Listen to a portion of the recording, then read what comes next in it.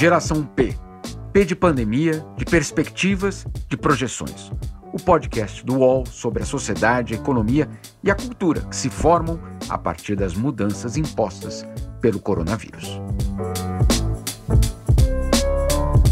Pessoal, eu sou Jamil Chad, colunista do UOL em Genebra, e estou aqui com a escritora e advogada Ruth Manos, minha parceira nesse podcast.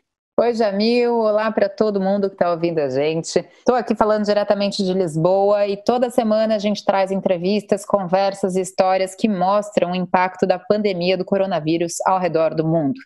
Hoje, a nossa conversa é sobre como os governos europeus têm lidado com a transição em direção a esse novo normal, né?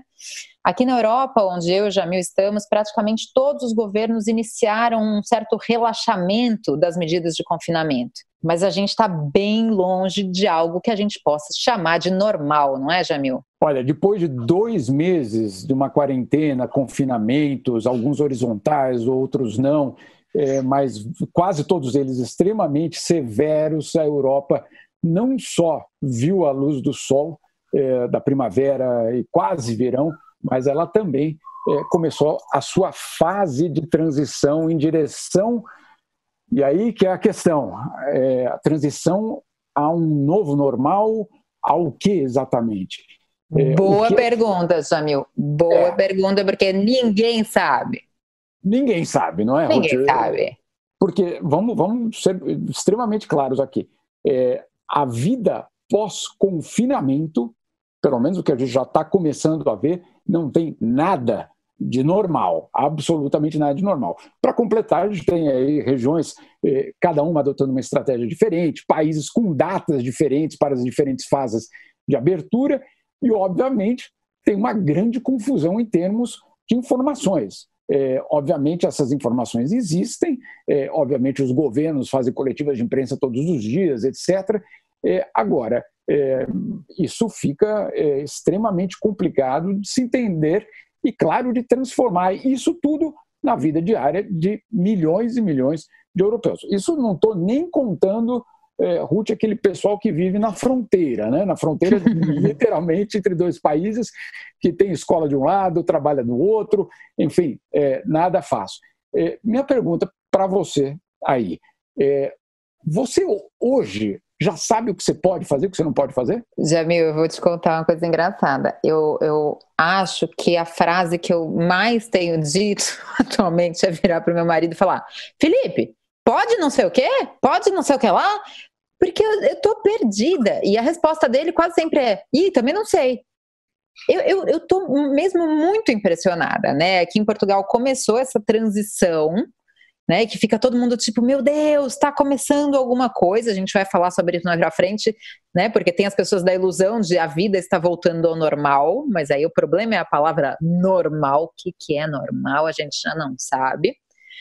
Mas tá tudo muito confuso, sabe? E eu fico imaginando que se tá confuso na minha cabeça, porque eu vivo de informações, certo? Meu trabalho, né, com jornais e com revistas, periódicos, pesquisa, a minha vida é me informar. Se eu e meu marido e as pessoas, né, da nossa casa estão confusos, eu fico imaginando as pessoas que estão aí com a vida focada em outras coisas, as pessoas que têm trabalhos diferentes, que estão fazendo outras coisas, que não tem tempo de se informar tanto. Então tá super confuso. Aqui em Portugal, a gente saiu do estado de emergência, né, e entrou no estado de calamidade. Então, Esse é um avanço, hein? Nossa Senhora, né? Pra gente ver, o fundo do poço ficou mais longe. Agora a gente vem voltando aos poucos, mas não é dizer que a gente saiu do fundo do poço. Então, primeira coisa que eu acho interessante é falar isso. Só que a gente não sabe bem. E olha que eu sou advogada, Jamil. Eu fico olhando para o que são esses conceitos jurídicos, qual que é a diferença entre o dever de confinamento e o dever cívico de isolamento. O que está acontecendo? Eu pesquiso e mesmo assim a gente está ainda com muitas dúvidas. Eu estava vendo o jornal aqui outro dia e era a polícia aqui em Portugal tirando pessoas da praia, dizendo, olha, não pode ficar na praia. E as pessoas realmente ali bem intencionadas, ninguém foi do tipo, dane-se o coronavírus, vamos ficar na praia. Não, as pessoas diziam, eu achei que já podia. Então, a gente não sabe.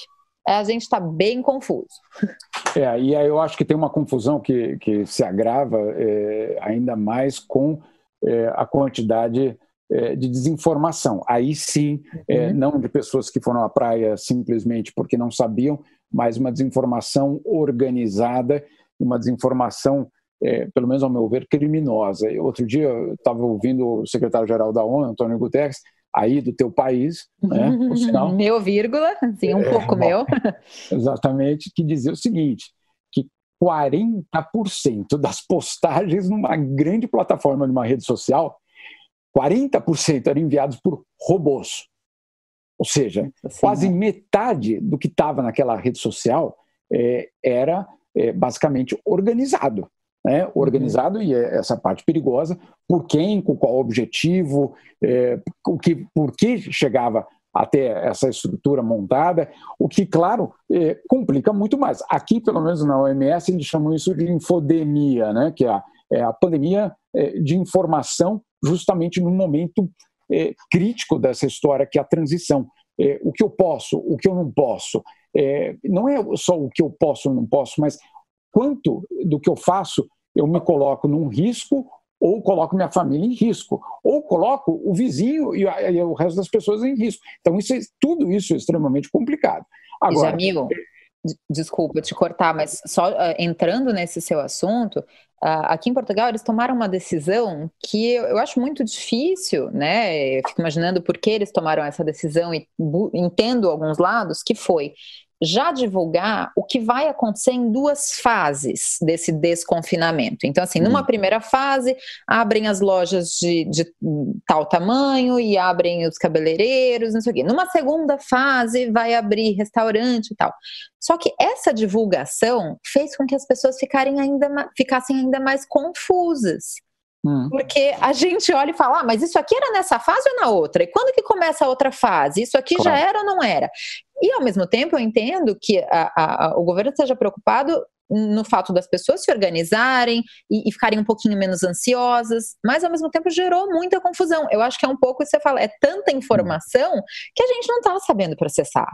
E sem contar essas sociedades multiculturais, multilinguísticas da Europa, né? Quer dizer, não só da Europa. A OMS tem um trabalho absurdo de tentar informar em várias línguas para justamente chegar a todos. Eu não sei se você tem visto isso aqui, obviamente na Suíça tem um problema real das 4 línguas, mas vai muito além disso. É você chegar com informação para aquele público. Não adianta só chegar com informação numa língua estrangeira. A realidade é que aqui em Portugal é a mesma coisa. Tem muita gente que não fala português. Português também não é um idioma fácil ou básico. E eu tenho essa preocupação, inclusive, com o Brasil, né? Porque a gente pode fechar os olhos, mas a imigração que a gente tem de bolivianos em São Paulo, por exemplo, é brutal e essas pessoas podem não entender. E aí eu acho que vem um papel primordial do Estado de pensar não só no bem-estar desses imigrantes, que se estão ali legais ou ilegais, é questão de saúde pública, a gente tem que cuidar das pessoas, não importa a nacionalidade, se tem título de residência ou não, né? A primeira coisa é essa. Mas a segunda coisa é pensar que se uma parte da população não está entendendo as diretrizes, a população inteira está ameaçada. Não é? Quando a gente está falando de uma pandemia, se eu estou informando em português e o pessoal não está entendendo, quem está entendendo está completamente ameaçado. Agora, antes de a gente até entrar nessas etapas da transição, eu acho que tem um ponto que a gente precisa entender, que é o seguinte, a gente viveu, pelo menos aqui na Europa, uma quarentena bastante dura. Agora, para que é que ela serviu? Né? Para que serviu essas quarentenas? Elas não serviram para acabar com o vírus, elas serviram para abrir uma brecha para que os países pudessem justamente se organizar, né? E o que a gente vê agora é vamos dizer assim, ganhamos 2 meses para que fora, com a sociedade, vamos dizer assim, fora de circulação, os governos pudessem organizar as escolas, os locais de trabalho, não só isso, mas também os serviços de saúde, comprar testes, tudo isso para que, numa nova etapa, nós tenhamos, então, uma sociedade mais preparada. A questão, e eu acho que é o ponto, é que essa preparação e esse novo cotidiano, pelo menos para mim, Ruth, ele exige muita adaptação. Não é apenas não, olha, agora você pode ir no supermercado, mas não pode no cinema. Vai muito além do que simplesmente dizer, tá, eu vou esperar mais 2 meses para ir a um restaurante. Não, não sei como exatamente em Portugal, mas aqui uma questão central é o retorno, ou foi o retorno, no caso, às escolas. Uma semana antes, nós recebemos um pacote de orientação, né? Na verdade, eram várias e várias páginas sobre onde deixar os filhos na escola, o que levar para a escola, o que não pode levar, lanche de jeito nenhum, mas toda uma nova estrutura, inclusive do ensino. Então, a transição, isso eu acho que para mim, pelo menos nesse debate da escola, ficou muito claro, a transição abriu uma nova escola. A escola que meus filhos encontraram na transição, ela não era a escola que eles deixaram em março, de repente, olha, parou, amanhã não vai ter mais aula, todo mundo para casa. A volta deles não foi para a mesma escola, foi com o mesmo professor, foi em parte com os mesmos alunos, mas aquela escola já não existia mais. Isso foi impressionante, porque, primeiro, só metade da classe, dia sim, dia não. Ou seja, eles vão na escola segunda, mas não na terça. Vão na quarta, mas não na quinta. As mesas colocadas de uma forma completamente novas. Aquelas mesas que, de fato, tentam distanciar os alunos entre eles e tentam criar uma distância total em relação ao professor. O professor não é mais, basicamente, tocável. Né? Ele não pode ser tocado, nada da mesa do professor pode ser tocada, tudo precisa passar por uma higienização absurda. O parquinho da escola fechado, a cafeteria fechada, enfim, tantas e tantas ordens e determinações que, no fundo, aquela escola não era mais a mesma. E teve algo que me impressionou em todo como eu diria, um guia, né? Um guia pós-pandemia, era a presença de seguranças na escola. Isso me deixou muito impressionado, porque até a gente pode pensar de algo assim no Brasil, mas na Suíça, segurança? Para quem? Né? Ou seja, você colocou, inclusive, a questão de segurança de volta no debate de um país onde não existe crime. Basicamente, claro que, né, de vez em quando você aparece com uma... O conceito de segurança, né, muda um pouco de cara, né? Porque a gente geralmente pensa na segurança versus a violência. Agora a gente também está pensando na segurança versus saúde, né? Eu lembro o dia que você me contou que seus filhos iam voltar às aulas, que a minha enteada, que tem mais ou menos a idade dos seus filhos, né, ficou revoltadíssima, porque ela quer voltar para a escola. Ela falou, por que a minha escola não abriu e a deles abriu? Eu falei, então, são países diferentes, né? Mas, ao mesmo tempo, eu fico me perguntando também o quão mais traumático pode ser para as crianças voltar para uma escola irreconhecível, né? Voltar a saudade de uma professora que ele não pode abraçar. Quer dizer, acho que na Suíça não abraça de um modo geral, né? Mas eu acho que tem aí uma série de fatores, né? E eu acho que essa pandemia está mostrando para a gente, de uma forma muito cruel até, o quanto a vida é um eterno aprendizado, né? Porque ela está levando isso a uma enésima potência. Quando a gente aprendeu a ajudar as crianças no software online da escola, pumba, você tomou, agora tem que voltar para a escola e mudar tudo, né? Então, está sendo um aprendizado que não para. E aqui, né, falando um pouquinho de cotidiano, eu adoro falar sobre o assunto supermercado, né? O meu assunto supermercado, que atualmente é um dos únicos que eu tenho, ou é casa no supermercado. Mas é muito engraçado como as coisas estão mudando com uma velocidade muito grande. Então, há um mês, a gente podia ir no supermercado cada um se cuida. Não, um mês não, vai quase 2 meses. Vai no supermercado, mas vamos com cuidado. Depois não, depois tinha número máximo de pessoas dentro do supermercado. Então a gente faz a fila aqui fora e a cada vez que o segurança, né, mais uma vez aí o segurança, porque saúde virou segurança fala, pode entrar um porque saiu outro, né? Situações às vezes que vou eu e meu marido até o supermercado e que um pode entrar e o outro não, porque ainda não saíram 2 pessoas. Então assim, cenários muito estranhos. Agora, né, veio o fator máscara, que é novo. Porque até algumas semanas diziam, a gente não tem certeza se a máscara ajuda, se a máscara atrapalha e tal. Agora não pode entrar sem máscara. Se você não tiver de máscara, você é barrado nas lojas, você é barrado no transporte público, você é barrado no supermercado. Então, é um aprendizado a viver.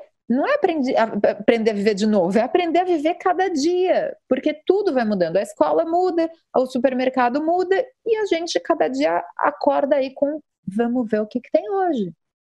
Essa incerteza é impressionante, porque essa incerteza da transição é basicamente porque a gente não sabe onde vai chegar, né? Então, obviamente, você não pode nem dizer, olha, então se eu seguir esse padrão, em 2 semanas ou em 2 meses, aquela velha escola vai existir, aquele velho supermercado vai existir, ou aquela velha reunião vai acontecer. Ela não vai acontecer, né? Isso já ficou muito claro. Geração P volta já.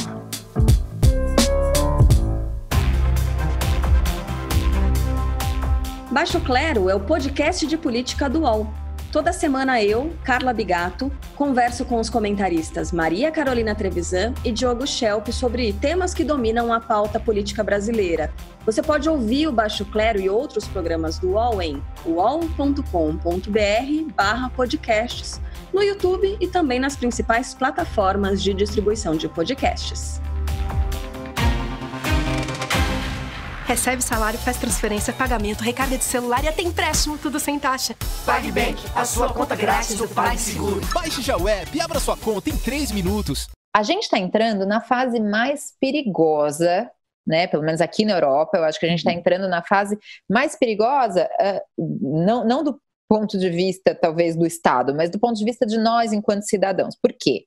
Enquanto a gente está na quarentena, a gente está fechado em casa, a gente está, de certa forma, protegido, certo? Então, eu trouxe álcool em gel do Brasil, porque aqui já não tinha, aqui já não se acha álcool, e a gente se garantiu, né, algumas máscaras, mas a gente não estava usando. Isso estava sendo uma coisa que ficava no armário, praticamente, porque a gente não ia para a rua, né? Eu levava o álcool gel quando eu ia no supermercado, e isso não era parte da rotina, não precisava da máscara. Agora, em que a gente começa a poder sair para fazer uma coisa, para fazer outra, a universidade onde eu faço meu doutorado já reabriu e eu vou precisar ir de vez em quando, seja para ir até a secretaria, para pegar um livro na biblioteca, né? As coisas começam a ocorrer. E eu, sinceramente, agora é a fase que eu estou mais em risco, né? O surto está controlado em Portugal? Tá, mas eu agora estou começando a ficar exposta a situações que eu não estava nos últimos 2 meses. Essa exposição, de fato, é algo que é a mudança, né? Porque você tem essa exposição que você citou, de você voltar à tua universidade, voltar ao teu local de trabalho, e a exposição em relação aos outros. Essa relação, ela não está muito definida, porque justamente você tem... eu acho que tem 2 fatores, Coutinho. Se você aí em Portugal, com o sol de Lisboa, deve também ver isso. A gente está vendo a chegada do verão, né? Eu acho que precisa entender o que representa o verão para os europeus, né? Depois de vários e vários meses, principalmente aqui na Suíça, bem cinza, frio, etc. O verão é esperado por todo mundo. O verão faz parte, é quase um rito, é quase um rito de passagem. Não é por acaso que em agosto, por exemplo, a Europa para. Porque ela, de fato, ela usa esse momento para quase respirar, eu acho se refazer. Que você tá há 20 anos na Europa, né? Eu estou há 5 anos. E eu acho que é legal até contar um pouco para as pessoas como é isso, porque eu não fazia ideia. Eu realmente não fazia. E olha que eu estou em Portugal, que é um dos lugares que menos sofre com o inverno na Europa. Mas o fato é, durante 5, às vezes 6 meses, eu não sei o que é usar uma canela de fora, não é que eu não sei usar regata, não dá para usar, não dá para sair sem ter a meia de lã até o joelho. E aí, a ansiedade que vai gerando em você poder sair de casa, e você ter dias longos, e você colocar uma manga curta, quando vai chegando abril, né, maio, as pessoas estão, parece assim, é uma angústia, uma necessidade de se livrar do inverno, porque o inverno é melancólico, a verdade é essa, né? Mesmo aqui que o inverno é ensolarado, ele é melancólico, eu imagino aí na Suíça que é cinzento e chuvoso, mas a verdade é que as pessoas estão, né, digamos assim, com sangue nos olhos para ter rua, ter praia, ter sol. E como é que o governo vai organizar isso? Portugal é um país que vive de praia, todo mundo vai para a praia o tempo todo. A gente já se pergunta, vai poder ir para a praia? E são preocupações tão sem cabimento, se a gente for parar para pensar, porque vem aí uma crise econômica e de questões trabalhistas e emprego, que a gente às vezes fala assim, mas será que vai poder ir para a praia? Caramba! Será que a gente vai ter renda, né? Será que a gente vai ter emprego? Vai ser muito curioso ver essa transição, porque essa transição vai acontecer, como você disse, num momento que é muito especial para essa sociedade, pelo menos, mas vai vir acompanhado não só aqui na Europa, mas em vários lugares do mundo, por muita angústia. Angústia de saber se o mês vai acabar e o emprego vai ser mantido. As estimativas, elas são dramáticas. Eu acho que eu nunca tinha visto, nunca vi nada parecido com essas estimativas. Eu nunca vi ninguém nem projetar algo assim, mas só para a gente colocar numa perspectiva. Uma das estimativas da OIT, a Organização Internacional do Trabalho, é de que mais de 1 bilhão e 600 milhões de trabalhadores, vamos lá, 1 bilhão e 600 milhões de trabalhadores vão sofrer uma queda drástica das suas rendas nesse período de transição. Não na Europa, no mundo todo. 1 bilhão e 600 milhões. Isso é um número fora do comum, pode, obviamente, gerar, inclusive, muito problema para essa própria transição e vai exigir muito governo. O que é governo? Justamente resgates. Resgate, dinheiro, salário, renda mínima, tudo isso vai acontecer. Ao mesmo tempo que você vê isso, alguma das questões são colocadas apontando para empresas, por exemplo, mais de 400 milhões de empresas que poderiam quebrar. 400 milhões de empresas, Ruth, não estamos falando de 40, não são 40 empresas, são 400 milhões de empresas. Então, Jamil, aqui o dado é que pelo menos 30% das empresas portuguesas estão pensando em pedir falência. Então, é muita coisa. É muita empresa, a base, é o tecido social extremamente fundamental na sociedade. Então, se a gente vai começar a falar de transição, a resposta ela não vai poder ser só eu posso ou não posso ir para a praia, eu posso ou não posso ir para o supermercado comprar o quê? Essa transição ela vai ser extremamente dolorosa por tudo isso. Óbvio que a gente está falando de uma situação aqui na Europa muito diferente da situação no Brasil em termos da curva da pandemia. Até pelo menos o começo de maio, o que a gente via era uma curva estabilizada já na Europa, com um número já em queda. No Brasil, o número subia dia a dia. Falar de saída da quarentena no Brasil vai exigir, antes de mais nada, um entendimento de que essa curva, de alguma forma, vai ter de se estabilizar. Depois disso, a volta ou a transição no Brasil, ela vai passar por uma adaptação muito importante da sociedade. Primeiro, em relação aos serviços básicos, mas também em saber se o emprego vai existir ou não. Os R$600, eles são fundamentais para uma parte bastante importante da população, mas não é suficiente. Isso é óbvio. Isso é óbvio. Você tem um perigo muito grande de que essa transição no Brasil ou em qualquer lugar do mundo ganhe traços dramáticos. Essa transição ela pode, claro, apontar por uma luz no fim do túnel, isso com certeza, porque você gera algum tipo de esperança, mas o que a gente tem visto aqui na Europa, pelo menos, é que não é uma linha reta em direção à normalidade, seja lá o que for a normalidade. Essa transição, ela principalmente nos países em desenvolvimento, ela pode envolver, eu acho, muita crise ainda, muita situação complicada. E só para encerrar essa questão brasileira, qualquer tipo de transição no Brasil, num país continental, vai ter de se adaptar à realidade local. O que a gente viu aqui na Europa, Ruth, que é metade do território brasileiro, uma cacofonia total, né? Portugal abrindo numa data, a Espanha vizinha abrindo em outra data, a França, que era vizinha, também em outra data, a Suíça em outra data, ou seja, respeitando a existência ou não do vírus e da transmissão naquele local. Não adianta achar que o Brasil vai abrir ao mesmo tempo ou reabrir com o mesmo calendário. Isso é ignorar a dimensão do Brasil. E isso eu acho que é algo que a gente pode aprender, pelo menos, do exemplo europeu. Não que ele seja um exemplo, não que ele seja, olha que bem que eles fizeram, não é isso. Olha, num continente que em termos de território é menor do que o Brasil, nada foi coerente, nada foi num calendário estabelecido. Portanto, não há como pensar que São Paulo e Fortaleza vão abrir no mesmo dia. Isso é muito difícil de se imaginar.